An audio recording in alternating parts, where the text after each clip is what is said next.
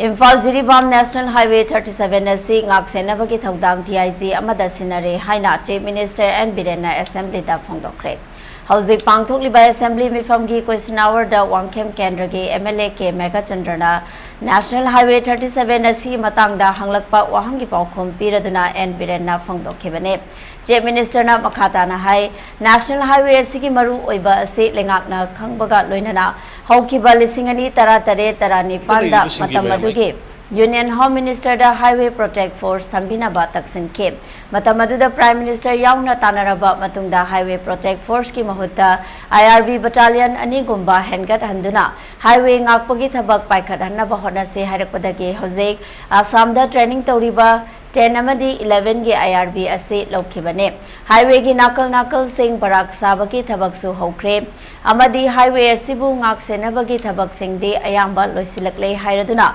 hauji Assam da training toriba IRB sing asina loisindre fauba miyamna sathok sasin tawbada thengnari ba khudong chadaba sing ase thoktana ba DIG amagi makhada special task force semduna thabak paikhatna ba sinare haina phangdokke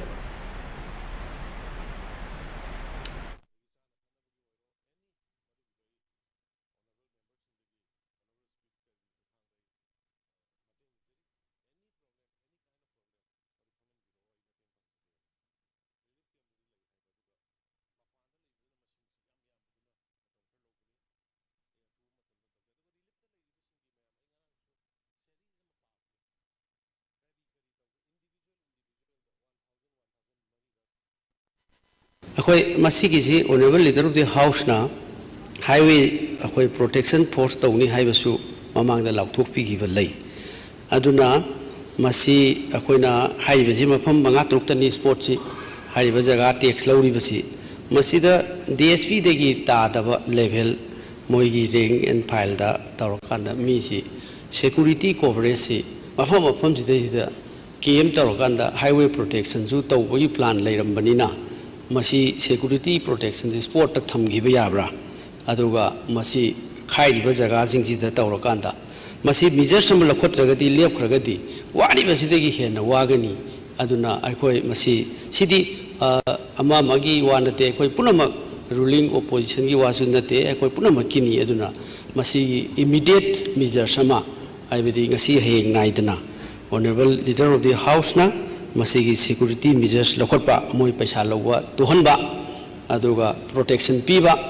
मसी तौरगदी अदुम honourable leader house ना सिबिददी यानी खलेबा अदुना honourable leader house के honourable speaker की permission लौरगा वाफम अमतंग थंबिबा यागद्रा आइगी level state के level maximum कोई convoy से गाड़ी दुगा पुन्न दुम थानानबा अदुगा मायाम मोइना ngasai khai हाइबा जगह सिंगदोइदा सेक्रेटरी स्टेट की दना सेंट्रल फोर्सेस का मिक्स तौर थमनबा अदुगा लोइना असिगी हाईवे सिगी दमकता सर अकोई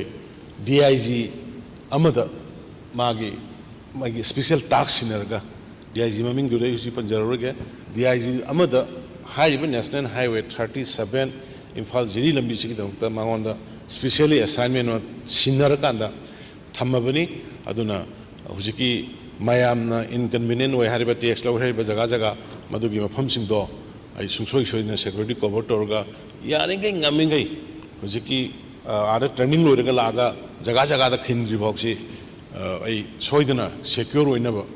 मदुगी थाजबदो थमजरी अदुना आइना हाउस की थ्रू द आई ड्राइवर सिंह अदुगा पेट्रोलियम प्रोडक्ट की एसोसिएशन गा हुजिक थोइसे खोइना थोंनरिसि लान मनुंग सिदैदा प्रजा सिंह वानरी मसीगी मनोता नोई मयाम की मपानदगी मोई मयाम की मपानदगी ngasi बावबा कोई ऑयल पंप द क्यू लेप्ट्री पेट्रोल दलपा चाम चानी चानी चहुम मन तौरमबदु तौद्री मोइना डे नाइट होनबिदना अदुना ngasi सु वारबा तंजा सिदैदा रेस्पेक्टेड ड्राइवर सिंह गाड़ी थौबिरिबा मदि ओनर सिंह ना हेना मुक हाना तौबिरिबा सैक्रिफाइस माइना तौबिरगा गाड़ी लेप्तना तौबियु हाइदना ऑनरेबल स्पीकर साई अपील तौजरी